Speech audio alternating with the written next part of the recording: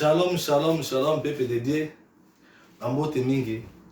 Na yesu liboso na bino komemia bino parole de Dieu. Oyo Nzambe atie na journal lelo pour partager na bino. Thème na ngai ya lelo ezali tozo récupérer. Tozo récupérer, o récupérer nini? O récupérer eloko na yo oyo bakangaki epa ya motu yango ozo récupérer. Eloko no bakangaki pas ya voisin, pas collègue, pas ya famille. Toujours récupérer yango. Toujours tanga na mukana na 1 Samuel verset 30 chapitre 2 à 8. David azalaki te tanga zongi bakangaki mwasi na ye na esclave. Bakangi bana na ye na esclave. Bakangi biloko na bango nyonso ba bien na bango bake na esclave. David tanga zongi na ba Jean na ye bamoni basi na bango bazate bana na bango bazate baleli basisi bakomi fatigué na kolela. Ta bakomi fatigué, David a déplacé tiki ba Jean na ye ake na angle moko ake bonde la pa éternel. Éternel apesi David force. Tant David a pas ba Jean a si ba non bosala boto tozo kende. Nzamba apesa ke courage.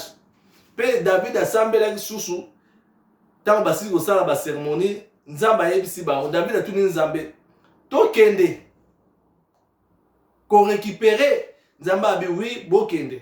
Est-ce que ko récupérer basi na biso na ba bien na biso na biloko na biso nzamba yebisi David tozo kende ko récupérer. Yango lelo na pokwa lelo ezali opération ko récupérer.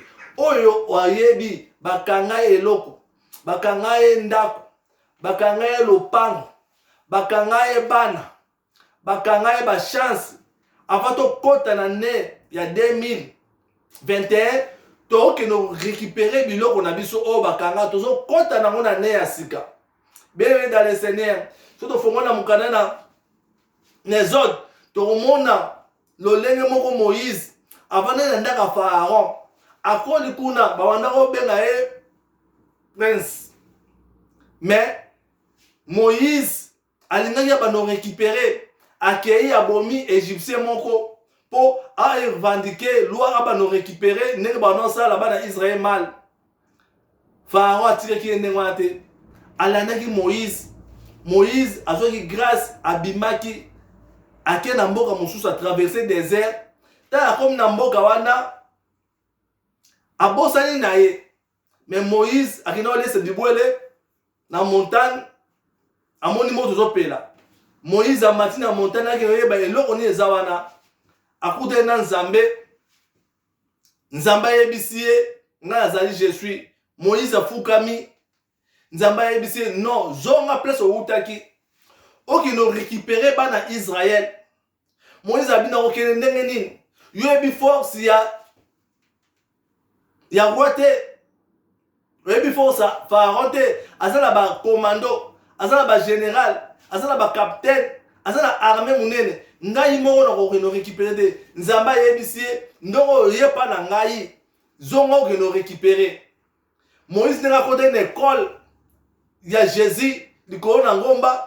Moïse a kitaki akendaki akino récupérer. Bien aimé, yo pe soko yebi oza na ka oyo bakangi yo mbonga billet ya poto. Bakangi yo ba chance na yo. Ozangi pa mutu bien obimaki, ozui grâce. Mais place kendaki chance ezate. Et loko osala ezate vie na yo charger te. Oza capable ya kozonga place ovandaki okino récupérer biloko na yo. Po place musu to vandaka, bandaka musu to vandaka. Mono vandi bien, mais mutu wana, on a utilisé ba chance na yo. Yo yepite, mais so nzamba sa yo grâce au bimaki. Nzamba zo yepso na poka lelo, so zo mona ça ne va pas parce que ndaki o mati kolo ya ngomba, oke so ala Nzambe, ndenge Moïse asola ki na Nzambe, Nzamba yebisi Moïse ete na kotika yo ndenge wana te. Fo zonga oke no récupérer bana Israël. Moïse nena kote na école ya Nzambe. Nzambe yebisi eloko nini akosala. Moïse akitaki ake pa Pharaon nena zali na basoda na ye batie bakal ake kuta na Pharaon ayebisi Pharaon Éternel atindi ngai na récupérer bana na ngai na récupérer peuple na ngai. Pharaon apesaki mbala moko te. Bien-aimé dans le Seigneur, et dans le monde tozali so mutakangi eloko yo ke récupérer ngo ozana force te mutu wana opeso te. Mais ndenge Nzambe atindaki Moïse asali kaka ndenge Nzambe atindaki ye. Mais Pharaon apesaki mbala moko te, alibéraki bana Israël mbala moko te.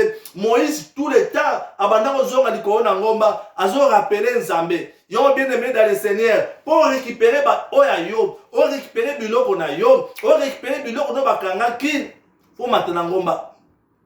Bien-aimé, sans qu'on matana ngomba, on récupérer le côté. Pour Moïse a miracle pour récupérer, mais azali na force te. Akimaki, bien-aimé dans le Seigneur, comprendre le monde pour récupérer oya yo bakangi, so bakanga yo lopango, so bakanga yo bana, so bakanga yo ba chance. So bakanga yo mbongo koki lo récupérer yo moté yo mo so récupérer au lieu yo récupérer ba ko récupérer yo bien bien le Seigneur comprenez le mobo Moïse nga matina ngomba Nzamba yebisie Moïse akina dit l'Éternel pas Pharaon mais Pharaon a laissé yo na bopetete abina ko récupérer te Moïse Nzamba yebisie salaboy ba mapake bini mais Pharaon a pensé qu'il va Israël. Moïse a salaki deuxième fois. Pharaon a l'obaki n'a récupéré des. Mais Nzambe a Nzambe na mawa, a Nzambe na miséricorde, a lobi ya turoyo Moïse prise ya souka. Bien aimé dans le Seigneur. Tu as l'attendre ya récupérer. Banda plus aux alliés, banda récupérer bien na yo. Ba récupérer ba bien dans la prière pour ma communion sur banana ndenge spirituel sur récupérer la ndenge spirituel nzamba tindio oye sur la ndenge physique oye ko récupérer ba bien na yo mare mutu wana kangi yo biloko aza mutu makasi akopesa yo te mutu wana kangi yo biloko aza pomba ako libérer mbala moko te mutu wana kangi yo biloko aza na ba généraux akopesa mbala moko te ko na force te mais il tire na yebisa bonne nouvelle. Prise ya suka o Nzambe asalaki abituro Moïse kende koyebisa Pharaon atika bana Israël. Pharaon lobi non bana Israël babima bango moko batika biloko na bango. Moïse abi non eko sala mandenge wana te ngana eko libérer peuple na ngai pour bima na biloko. Pharaon boy bien aimé dans le Seigneur mudala nyongo na yo pa kanga yo loko soke yo moko akopesa yo te pose la force te. Mais dernière fois prise à souka Nzamba yebisi Moïse zwa le sang de l'agneau botango na ba porte na bino na ba fenêtre na bino na ba ndaku na bino afin que ngai na ko supporter sous boité na kotina agent na ngai atindaki ange de la mort bien aimé prise à souka au Pharaon ba gêner quoi qui na mabele tango Nzambe atini ange de mort aye na Égypte a frappé banana ba animaux tina ye mo roi Pharaon bana nyoso liboso akufaki banyama nyoso liboso akufaki Pharaon akweki à genoux bien dans les Seigneur zo bana pour alelo ba o ba kani biloko na yo ba ko ya genoux to ya terre récupérer banda ko kota na kati na ne oyo banda ko keno récupérer ozo bimana biloko na yo to komi na ne ya sika o bimana biloko na yo ba bien no ba kaka yo ata o vade pa mutu ango etali yo te yo keno yebise kaka na e ko récupérer biloko na ngai na e ko récupérer chance na ngai na e ko récupérer biloko kangaki pour au route in éternel. Bien aimé dans le Seigneur, pour récupérer, il faut maintenant ngomba. Ok, l'école à Jésus. Si on joue cours à Jésus, tant qu'on quitte la combo na Yesu Masia, on récupérer. Na combo na Yesu Masia, on récupérer bakangi. On récupérer bien bakangi. Tant on zamba tinda kiyo. Ok, on récupérer. Bien aimé, nzamba tini Moïse, abituro c'est trop. Alors Pharaon, tout genou fléchira lorsque parlera de l'agneau. Bien aimé dans le Seigneur, tant qu'on va récupérer, bien aimé na kombo Yesu Masia. Prise à souka, Pharaon pour qu'il y ait un modèle. Prise à souka dans le sang de l'agneau.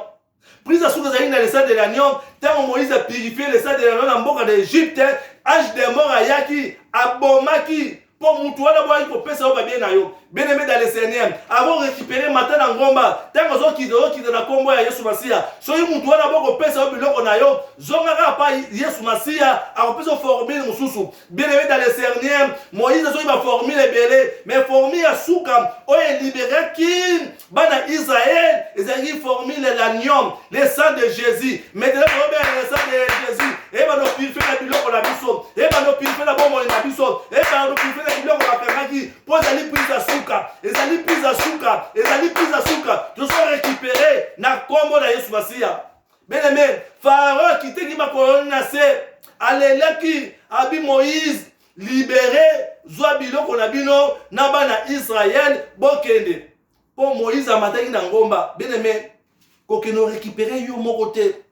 So que récupérer biloko na yo moko, il fallait yo récupérer, ba tu wana ba ko récupérer yo, pour la force te. Moïse a la force, ba non mona yo moko, mais à côté d'une école éternelle, ta kenda ki, dit l'éternel, yangona a récupérer qui. Bien aimé, le lenge moko Jésus. Jésus ba te qui est pas Yuda. Azali na puissance à habiter la ndengwana. Pire akati mutulitoi. Jésus a na puissance à faire miracle à habiter la ndengwana. Jésus ba memisi e kulusu à habiter la ndengwana. Mais Jésus est là parce qu'il habite nyos fuza dans likolo. Pour moi il a ma classe de système assez.